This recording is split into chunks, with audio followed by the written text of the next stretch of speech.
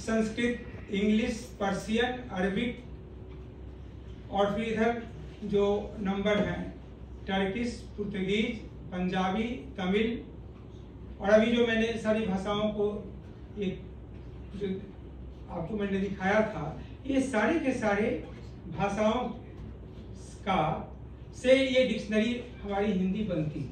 यानी हिंदी एक inclusive language है। अब ये जिस हिंदी से में हम बात करते हैं उस वह हिंदी कब बनी, यानी हिंदी का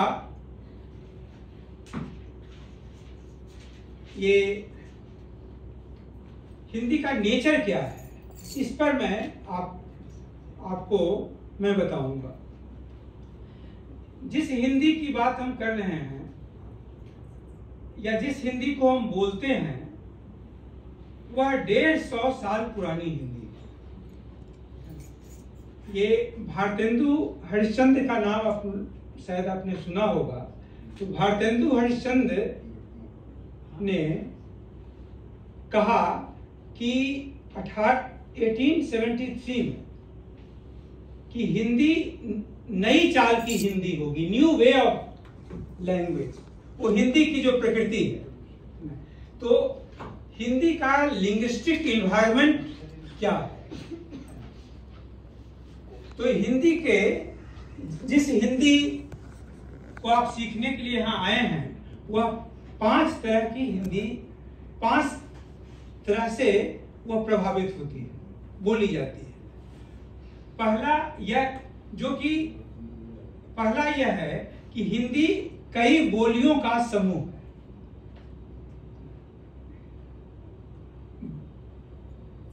यह कह दिया जाता है कि हिंदी संस्कृत से निकली है। बिल्कुल सही बात नहीं है। हिंदी का जो नेचर है वह आपको हिंदी की अपनी कई बोलियां हैं और वह बोलियां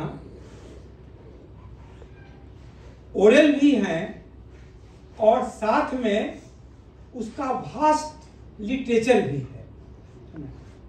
और वह जो लिटरेचर है वह आपको क्लासिकल लिटरेचर भी है और साथ में फोक लिटरेचर भी है हिंदी की। उदाहरण आप ले लीजिए, आप सूरदास का आपने नाम सुना होगा, कबीर का नाम सुना होगा, तुलसीदास का आपने नाम सुना होगा। तो तुलसीदास का रामचरितमानस अवधी में लिखा गया है और अवधी हिंदी की बोली है। सूरदास का जो सूर सागर है वह आपको ब्रज भाषा में लिखा गया है और वह हिंदी की बोली है। Our participants know all that. Let's move on to the academic part that you were in charge of in this institution, because we've had a lot of lectures on Hindi already. Is that okay? Because they know all this.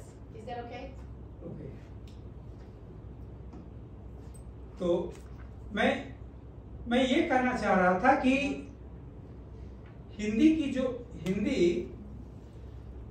जो अभी हिंदी है वह